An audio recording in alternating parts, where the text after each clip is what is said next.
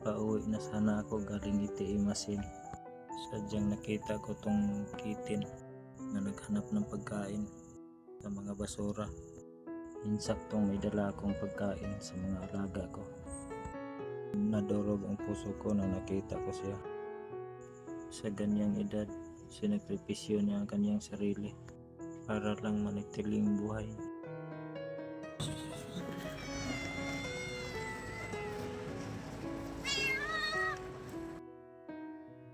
Habang kumakain siya, nararamdaman ko ang kahirapan na dinaranas niya sa paghanap ng pagkain.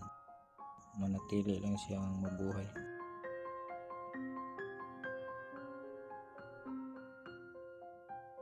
Hindi ko maintindihan ang aking naramdaman sa sobrang kalungkutan na nakita ko siya. Sobrang saya niya na nakita ang pagkain sa aking kamay.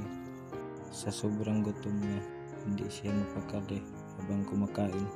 Parang gusto niya lunukin lahat isang bisis ang pagkain.